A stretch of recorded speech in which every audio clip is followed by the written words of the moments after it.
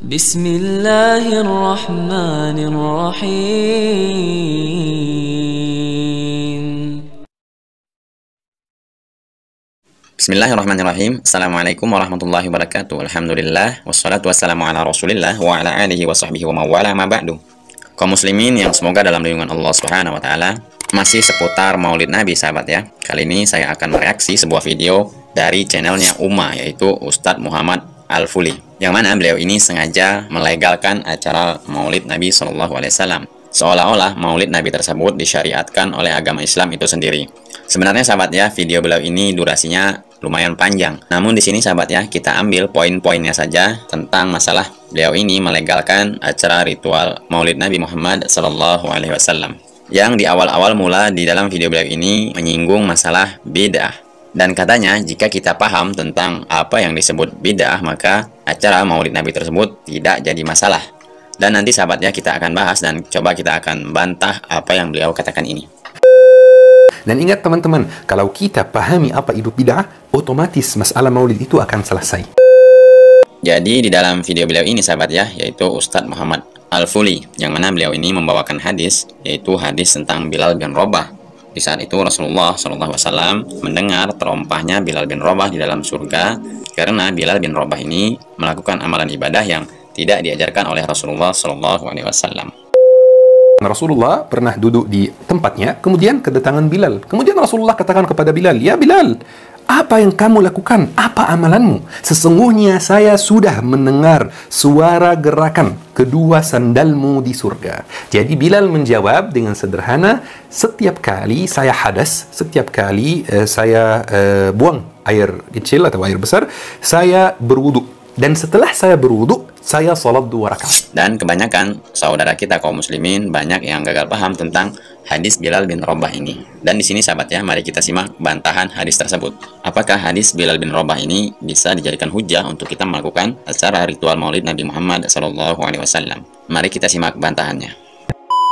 Nah, sebagian dai-dai ini menggunakan riwayat Bilal ini untuk mengatakan, jadi bid'ah itu tidak apa-apa kalau hasanah, kalau baik. Contohnya, bid'ahnya Bilal sholat sunnah wudu. Maka kita jawab, pertama, seandainya pun ini adalah sholat sunnah yang merupakan bid'ahnya Bilal, lalu dianggap hasanah oleh Nabi, maka ketahuilah bahwa ketika itu masih ada Nabi yang Nabi kemudian memberikan stempel, oke, hasanah. Di zaman sekarang, siapa yang bisa begitu? Siapa yang bisa bilang, oh ya baik, hasanah, saya legalisasi menjadi sebuah bid'ah yang hasanah? Siapa yang punya hak untuk mengatakan demikian? Di mana Bilal dapat amalan ini? Apakah dia buat sendiri? Tidak. Sebab dalam hadis Nabi yang lain dari Abu Hurairah, Nabi sudah sebutkan, "Idza tawadda ahadukum fa ahsana al-wudu." Apabila seseorang dari kalian berwudu, kemudian dia berwudu dengan baik. Apa wudu yang baik? Ikut Nabi SAW, karena tak ada yang lebih sempurna amalnya kecuali Rasulullah SAW. Berwudu seperti Nabi SAW, thumma shalla rak'ataini lillah, kemudian salat 2 rakaat karena Allah, lam yuhaddits fihima nafsah, dalam salat itu tidak membayangkan apapun masalah dunia, dia hanya dengan salatnya saja, ghufirat au hattat khatayahu, atau ghufira dzambu, diampuni dosa-dosanya. Berarti Bilal dalam hal ini tidak mengada-ngada seperti sebagian memahami Bilal membuat amalan baru. Tidak, dari Allah tidak. Bilal mendengar Nabi mengatakan hadis yang kedua ini, siapa yang berwudu dengan sempurna lalu dia sholat 2 rakaat, tidak berkata-kata dalam hatinya kecuali tentang salatnya, diampuni seluruh dosanya.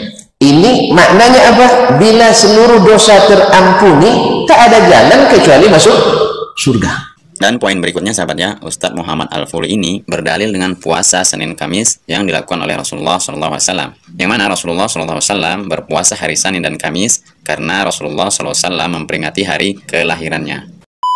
Taib, sekarang bagaimana dengan Maulid Nabi Muhammad SAW? Apakah Maulid Nabi Muhammad bid'ah atau tidak? Ini pembahasan yang ditunggu-tunggu teman-teman. Tetapi apakah Nabi Muhammad tidak ada perhatian sama sekali terhadap hari kelahirannya? Tidak. Nabi Muhammad memperhatikan hari kelahirannya, tetapi dengan cara yang berbeda. Ketika Nabi Muhammad ditanya, kenapa puasa hari Senin? Nabi Muhammad menjawab, hadza yaumun wulidtu fi. Ini hari kelahiranku. Rasulullah merayakan hari kelahirannya setiap minggu, bukan setiap tahun, dengan puasa.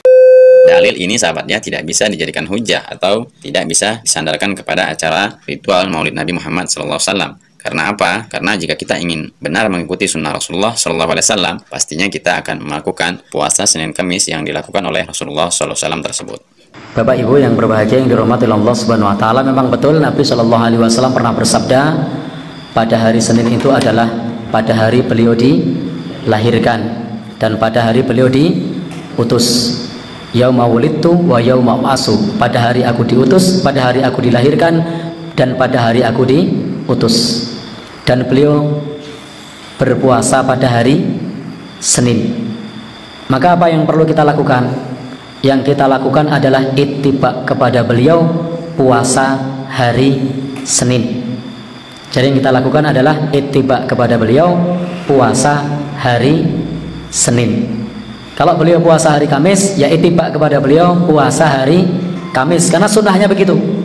Maka ini menjadi syariat puasa Senin dan Kamis.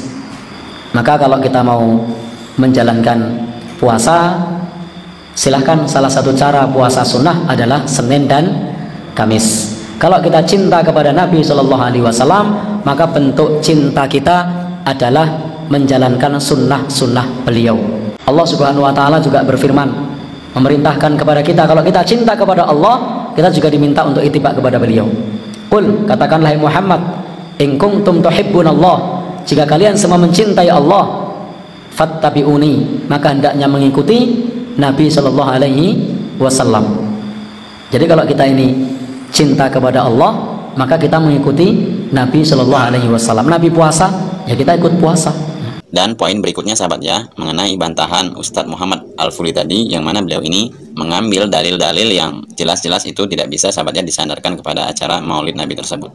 Karena dibalik itu semua sahabat ya, bukan masalah acara Maulid Nabi ini yang jadi persoalannya. Sebenarnya acara Maulid Nabi ini adalah, ini tradisi siapa dan siapa yang pertama kali melakukannya. Itu yang seharusnya menjadi poin penting dalam kita tentunya. Karena segala sesuatu amalan itu bukan masalah ibadahnya, tapi tata caranya, yaitu siapa yang pertama kali melakukan acara ritual ibadah tersebut. Apakah itu diajarkan oleh Rasulullah SAW, ataukah acara ritual tersebut bukan dari ajaran Islam, malah itu ajaran dari musuh Islam. Yang jelas-jelas sahabat ya, acara ritual Nabi Muhammad ini adalah ajaran dari Syiah Rafidah dari Bani Fatimiyah.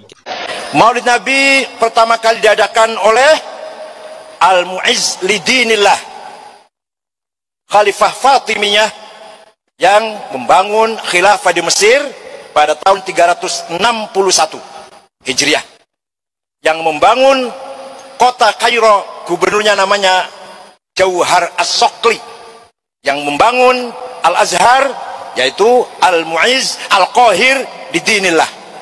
Jadi terus terang saja, nanti saya dikira Syiah nanti. Ini sejarah ini. Pertama kali yang mengadakan Maulid Nabi adalah khilafah Fatimiyah yang bermadzhab Syiah di Kairo.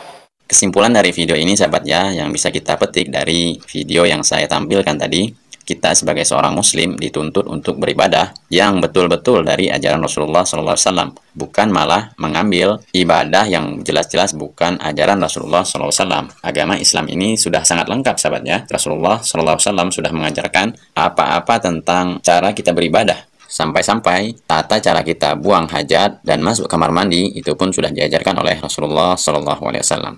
Sebagaimana Rasulullah SAW mengatakan di dalam hadisnya sahabat ya, dan hadis ini sering sahabatnya saya sampaikan, yaitu man amala amila laisa alaihi amruna fahuwa raddun.